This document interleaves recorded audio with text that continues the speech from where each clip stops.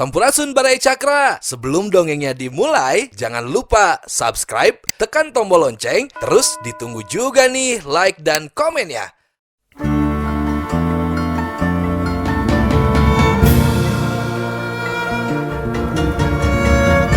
Baraya Cakra, parantos waktosna 80,5 FM Radio Cakra, midangkeun dongeng Sunda Dora-Dori.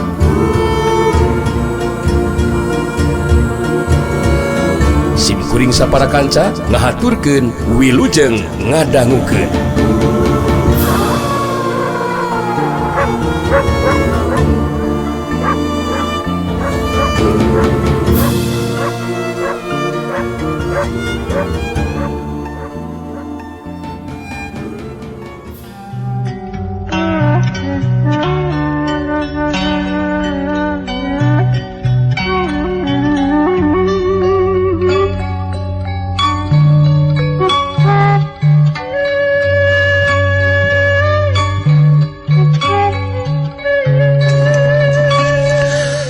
Sedengkeun Nanggule bari ngabagikeun paneutupna kadu arang lawana anu geus carengkat nangtung terus nyarita.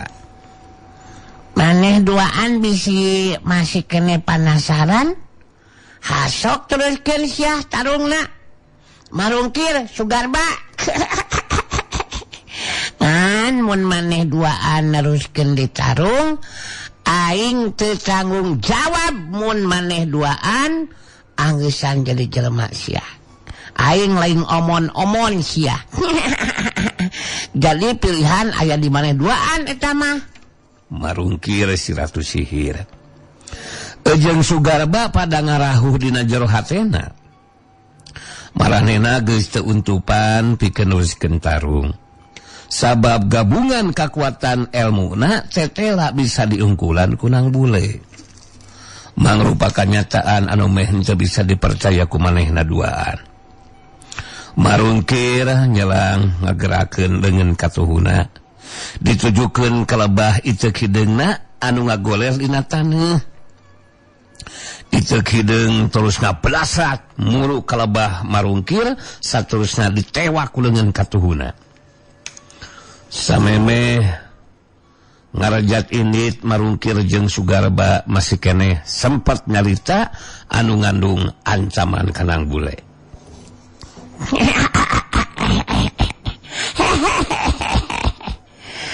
Dina waktu ayeuna maneh memang aya dina kaunggulan sa Nanggule.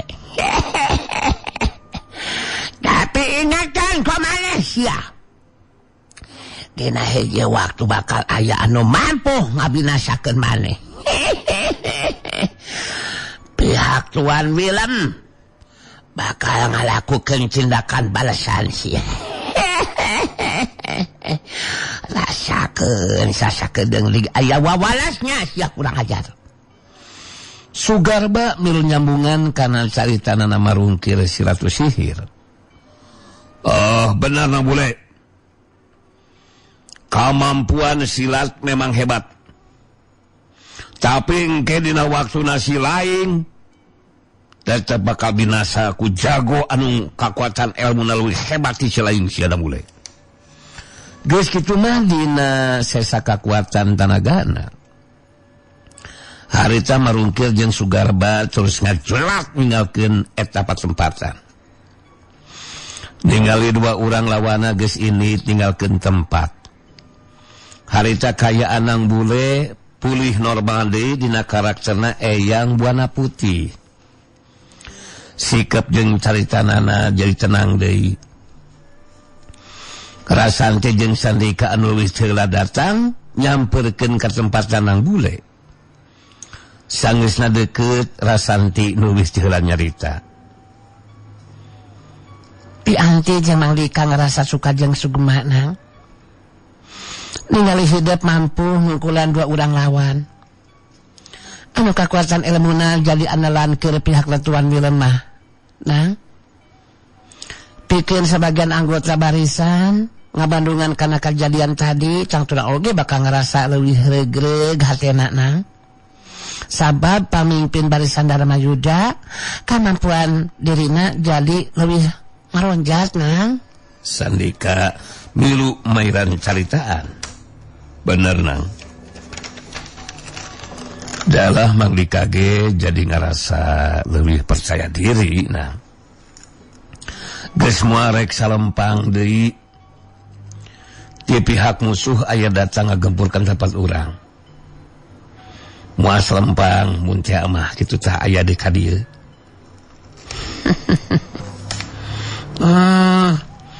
Abi memang terus sakedahna ngabela diri da. Upami mah aya dina kaunggulan eta mah terus kedah kitu we dikeresakeunana.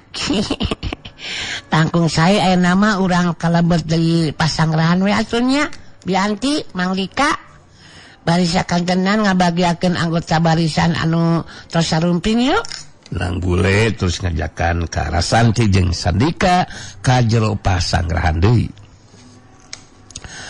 Tunda anu kacarita caturkeun harita di paguron Lintang Jagat baraya. Tuan Willem jeung Nyai Kintamani keur narima kadatangan Mbah Santet jawara pakidulan jeung si ahli panah Suradura Jago Madura.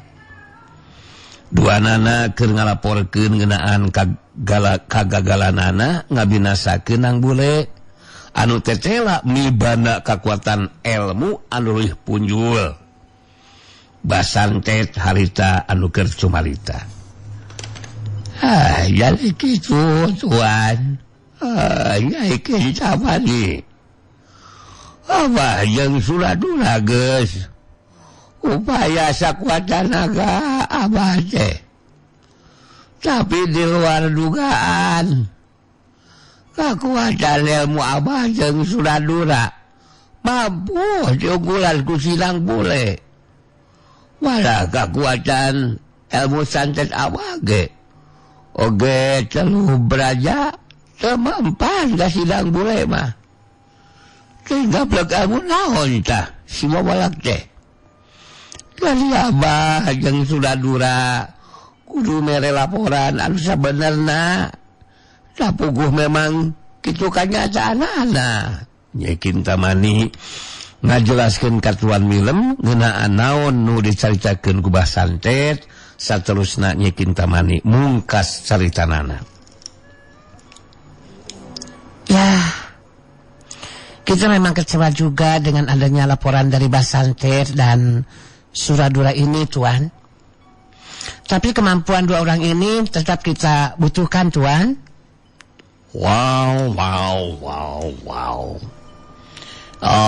Ik mengerti bisa menerima laporan dari kamu orang berdua Akan tetapi kemampuan kamu orang berdua tetap kita orang butuhkan Dan dengan demikian kita orang masih punya harapan, oke?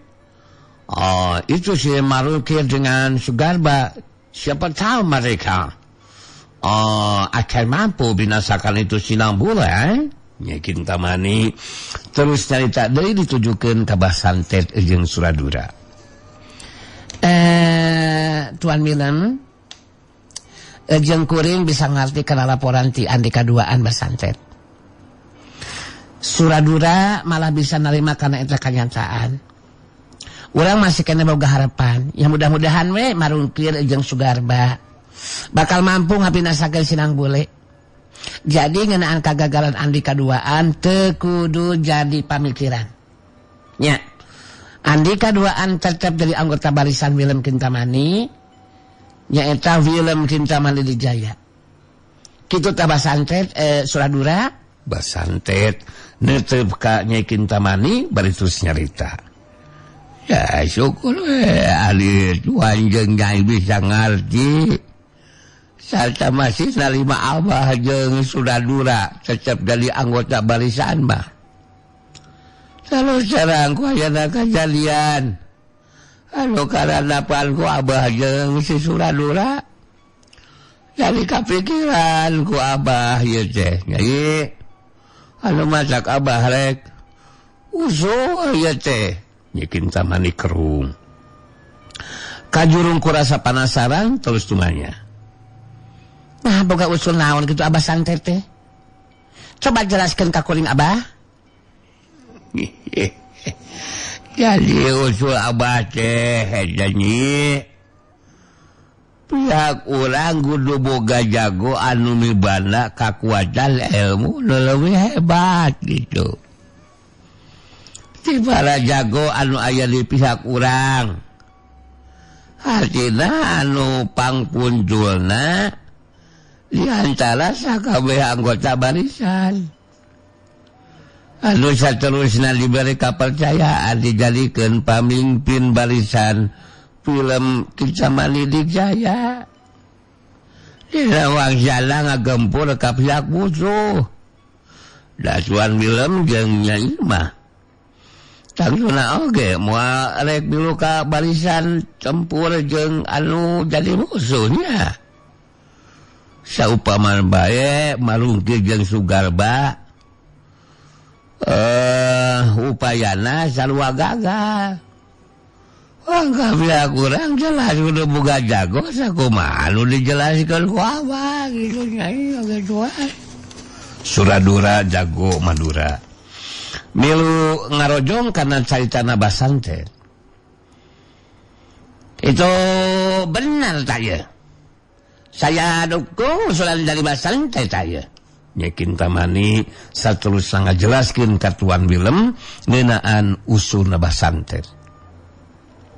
Sanggeusna dijelaskeun harita tuan Willem terus nyarita ditujukeun ka Abah Santet. Wow.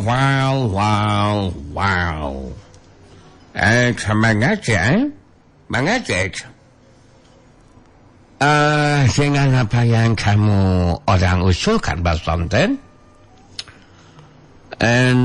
Perlu jelaskan itu si Marungki dan Sugarba. Bilang yang memiliki kemampuan paling hebat di antara semua jago yang pihak kita orang punya, Akan tetapi seandainya upaya mereka juga gagal, tentu saja pihak kita orang harus dapatkan jago yang seperti kamu orang, bukan begitu, Nyai? Ya, betul begitu, Tuan. Jadi kieu ye Abah Santet oge Suradura. Ceuk pamikiran kuring mah eueuh salah namun pihak urang ti ayeuna keneh geus boga gambaran ngeunaan jago saperti anu dicaritakeun ku Abah Santet tadi. Sugan we Abah Santet boga implengan.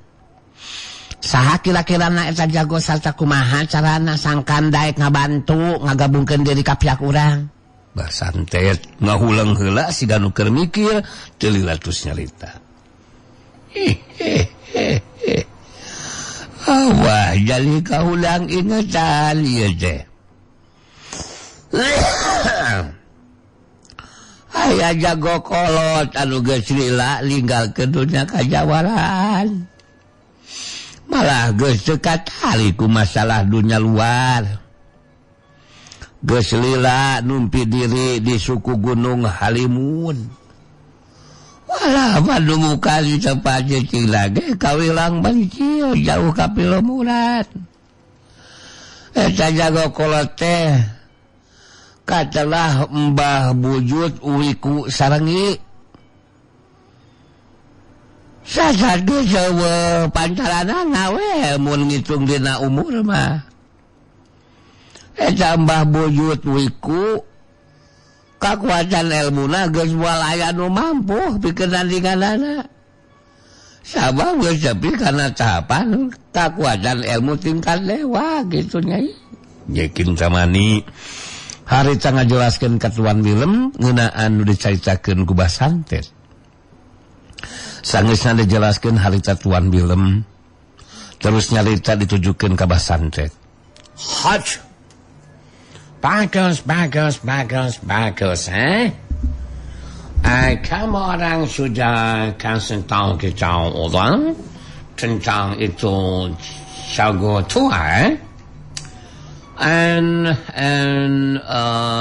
akan tetapi kamu orang juga harus mengerti pesantren.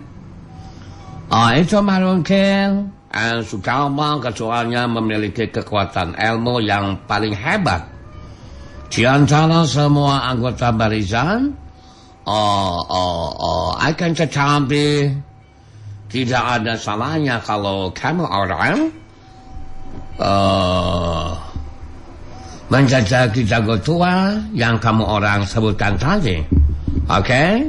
Yakin temani nyambungan karena caritana Tuan Willem. Tah jadi kieu Tuan Willem mah basantet.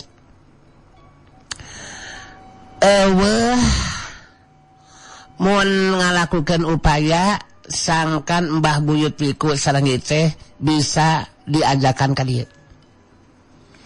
Ari geus aya ka dieu mah kuring jeung Tuan Willem bakal ngabujuk rayu. Sangkan daekeun ngagabungkeun diri ka pihak urang. Sarta ngabantu ka pihak urang.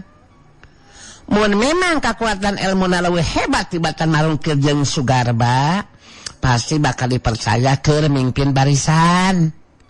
Mangsa naon teh ngagempur ka pihak musuh anu aya di kampung kahuripan.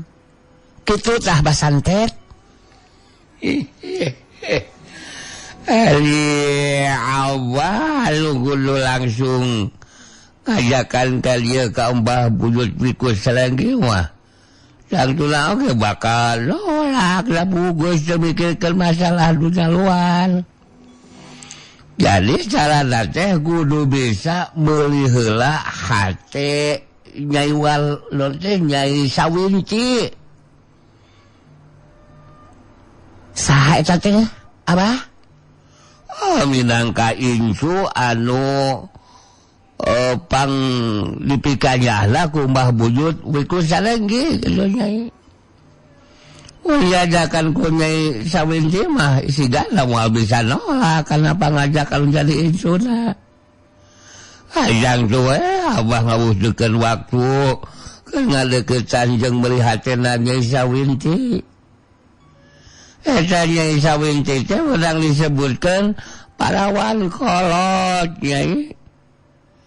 Cek beja mah moal boga salaki mun lain kajajak ka bangsa asing. Nyai Kintamani ngajelaskeun ka Tuan Willem ngeunaan naon anu dicaritakeun ku basantet. Sanesna dijelaskeun harita Tuan Willem ngahulang sakedeung siga nu keur mikir. Celila terus nyalita. Wow,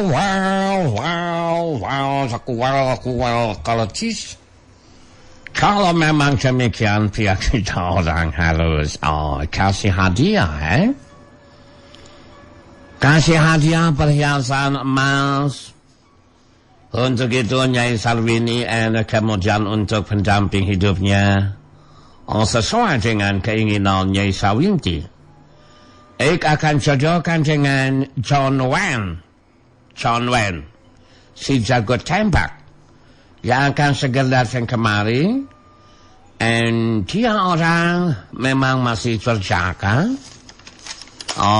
Juga keponakan itu si John Wen ya.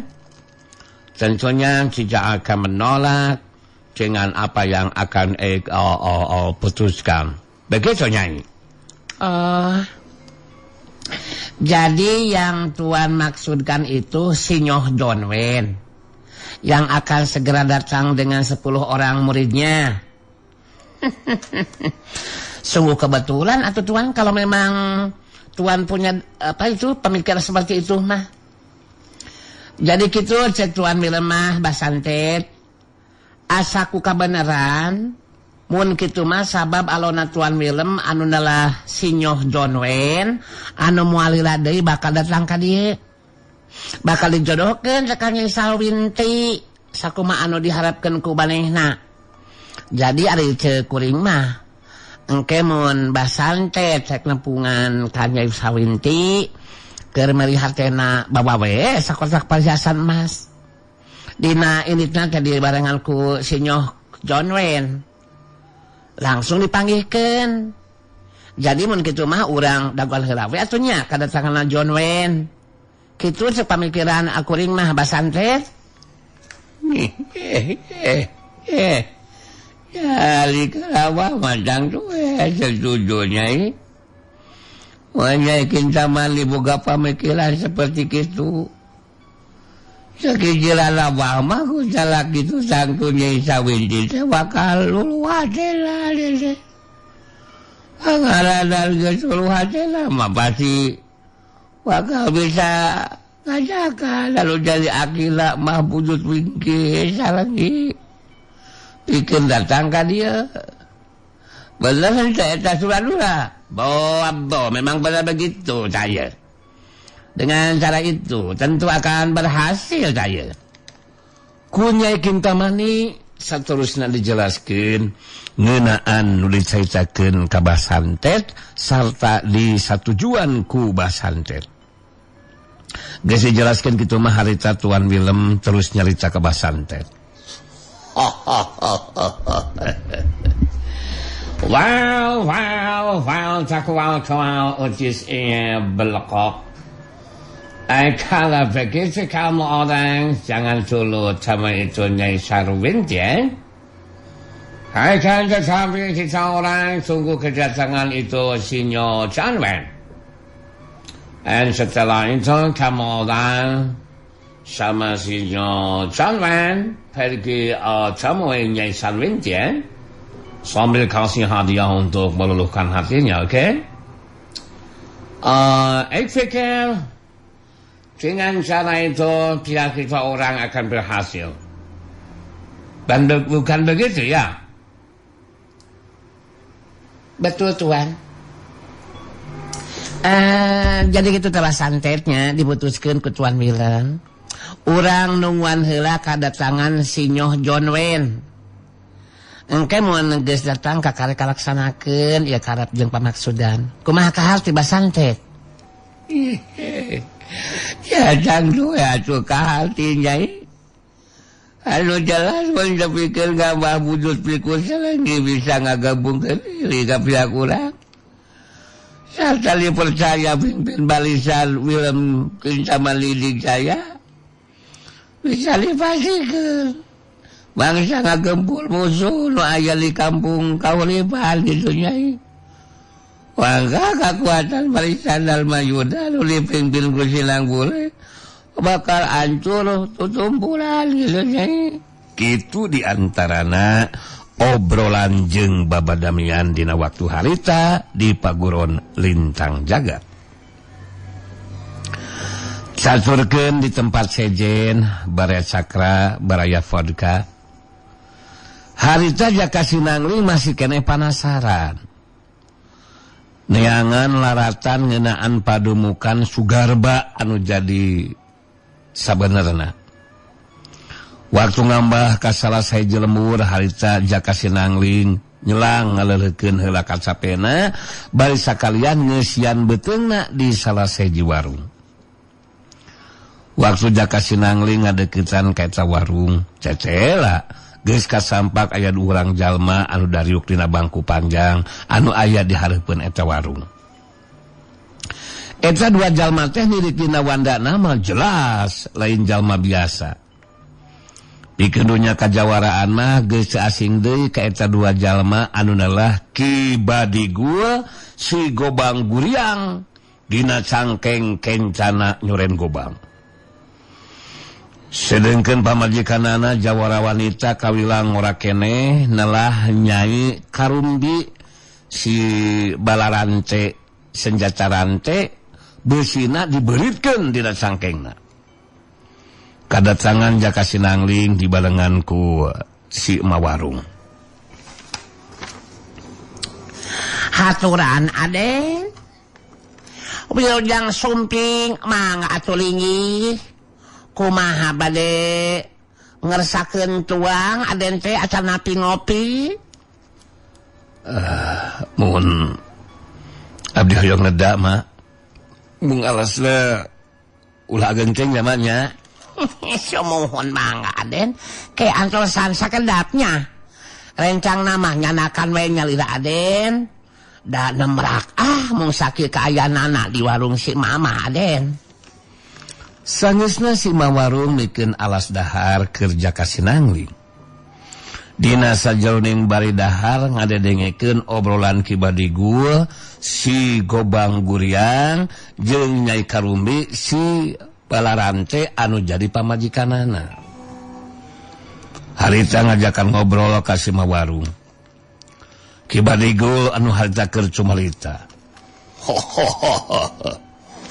Urang teruskan obrolan lama. Jadi dewek tuaan salaki jeung pamajikan ieu teh mah bisa nyaho. Di dunia kajawaraan mah geus asing deui mah.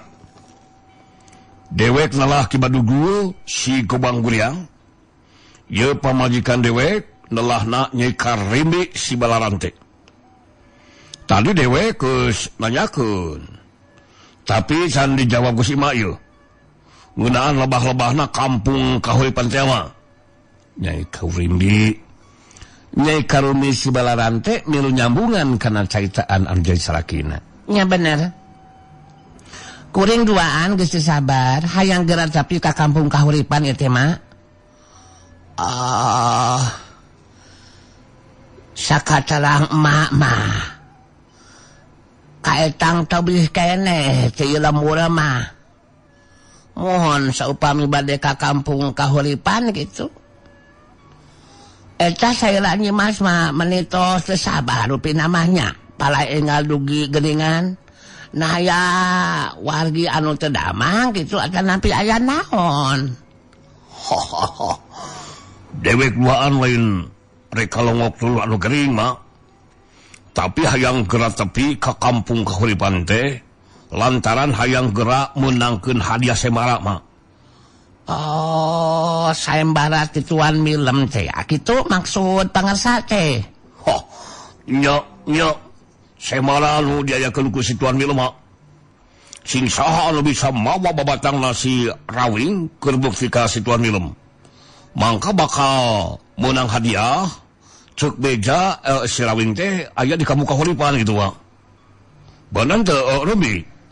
Kibadigul ngareret ka Nyai Karumbi anu jadi pamajikanana nu direret harita ngajawab. Bener kitu Kang Digul. Jadi kuring duaan geus teu sabar hayang gerak tepi ka kampung kahuripan teh. Lantaran bisi kapiolaan ku anu sejen. Da puguh anu hayang menangkeun hadiah sayembara teh lain saukur kuring wungkul, Mak. Jaka Sinangling jadi eureun ngahuapna. Ngareret ka Kibadigul jeung Nyai Karumbi bari cengkat tina diukna harita Jaka Sinangling terus carita. Karep hayang andika duaan hayang abinasa ka si Rawing moal bisa jadi kanyataan Kibadigul oge Nyai Karumbi. Sabab bakal aya anu ngahalangan kana pamaksudan andika duaan. Kibadigul si Gobang Guriang jeung Nyai Karumbi si Balarante meh bareng harita ngareret ka lebah Jaka Sinangling. Kibadigul kerung betus nyarita. Saha si Laila? Naon maksudna make jeung nyaita bakal aya anu ngahalangan kana karep hayang dewek duaan sagarupa? Nyai Karumbi si Balarante milu mairan caritaan. Andika ulah ngomong sembarangan. Naon maksud Andika pangna nyarita seperti itu? Sahajal mana anu bakal ngahalangan kana karep pamaksudan kuring duaan? Anu bakal ngahalangan kana karep pamaksudan Andika jelas kuring jelmana. Bisi Andika hayang nyaho. Ngaran kuring Jaka Sinangling, anakna si Rawing. Usakitu ge geus jelas pikeun Andika duaan, wajar sarta dina tempatna mun kuring kudu ngabela anu jadi bapa. Kibadigul si Gobang Guriang jeung Nyai Karumbi si Balarante ningali sikap jeung ngadenge caritaan ti Jaka Sinangling langsung kasinggung. Meh dina waktu anu bareng duanana carengkat tina diukna. Kibadigul leuwih teu heula nyarita ditujukeun ka Jaka Sinangling. Jadi sering anakna si Rawingnya. Terus rek kahalangan kana karep pamaksudan dewek duaan teh. Si laing montong nyaita samarangan sa Jaka Sinangling. Leuwih hade si lain montong coba halangan kana karep pamaksudan dewek dua Andalusia. Nyai Karumbi si balaran teh milu nyambungan caritaan ditujukeun ka Jaka Sinangling. Andika kudu ngarti Jaka Sinangling. Sanajan bener Andika anakna si Rawing, tapi teu boga hak pikeun ngahalangan kana karep pamaksudan kuring duaan. Jaka Sinangling ngabagikeun paneutupna ka Kibadi Gul jeung Nyai Karumbi. Dina sikapna anu tandes terus nyalita. Memang bener kuring teu boga hak pipilueun kana karep pamaksudan di kaduaan. Kitu nanti mun antara kuring jeung si Rawing taya hubungan naon-naon. Tapi kangaranan salaku anu jadi anak. Jeung kuring boga hak pikeun ngabela anu jadi bapa. Nyai Karumbi langsung kahudang amarahna. Nutup seukeut ka Jaka Sinangling bari terus nyarita. Hei, Jaka Sinangling. Mun maneh kekerek ngahalangan kana karep pamaksudan aing duaan, ngandung harti maneh sarua jeung hayang jeung masalah Jaka Sinangling. Nu nyeun masalah mah lain kuring tapi Andika duaan. Mun taya hubunganana jeung kuring mah eta karep pamaksudan Andika duaan, kuring ge moal rek pipilueun Kibadi Gul. Si lain tanya hosat dewek Jaka Sinangling. Sakuduna si lain ngarti pangna dewek jeung pamajikan rek kabinasakeun bapa si lain teh. Lantaran dewek duaan lain jago samarangan dulu. Tapi geus boga ngara di dunia kajawaran. Jadi mun si lain kegerek halangan karep pamaksudan dewek, sarua jeung teu sabar atawa celebar ku Jawa. Andika duaan teu kudu naon teh teu kudu nolak lah. Andika duaan anu kudu ngarti mah.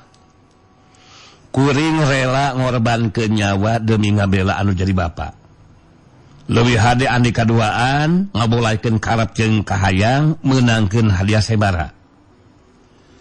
Nyai Karumbi si balaran teh ngareret ka Kibadi Gul si Gobang Guryang anu jadi salakina bari ngomong lalaunan. Kang Digul, idina nerumpi pikeun ngalakukeun tindakan ka si Jaka Sinangling. Ieu mangkeluk teu bisa diantepkeun Kang. Akang idinan Rumi. Tapi ulah rek anggap enteng kalau dilawan.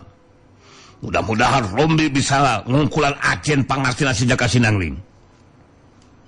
Nyai Karumbi nyerang ngalecela ka si Mawarung anu keur ngompod lantaran ka Sima jeung sieun.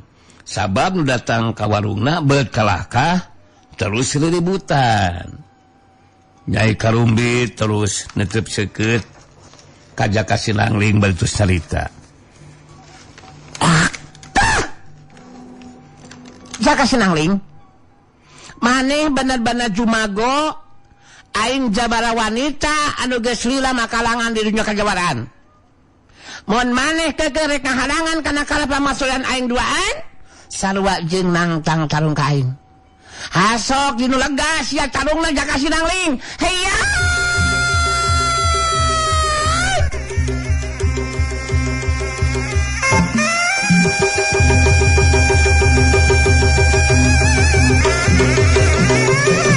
Jorelat Nyai Karumbi si balaran teh harita ngajorelat ngurukat tempat anu lega. Jaka Sinangling ngajorelat tunturikeun badan lawan. Dua cirim adu hareupan, dua tetepan bantrok. Nyai Karumbi ngudar senjata rantai bisina nu diberitkeun kana cangkengna. Srog ngawangun pasangan. Nutup seukeut ka Jaka Sinangling terus nyarita. Buktikeun kamampuan ilmu silat mana Jaka Sinangling. Mun memang rek halangan kana karep kuring duaan. Odo bukeun aing Jaka Sinangling. Teu kudu loba carita Nyai Karumbi. Leuwih hade buktikeun kamampuan Andika. Kurang ajar. Nangtang sia tadah panajang aing. Heya!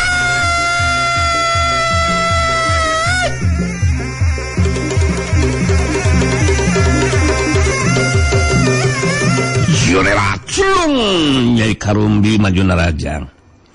senjata rantena anu panjangna sadepa ngarah karena anggota badan lawan. Curus nu digunakeun ku Nyai Karumbi mangrupa curus khusus anu geus kalatih asak dina ngagunakeun senjata rantena. Jaka Sinang lingibangan kana panajang anu jeung lawan. Harita ngagunakeun ilmu pangenseng badana ngajadikeun harita keneh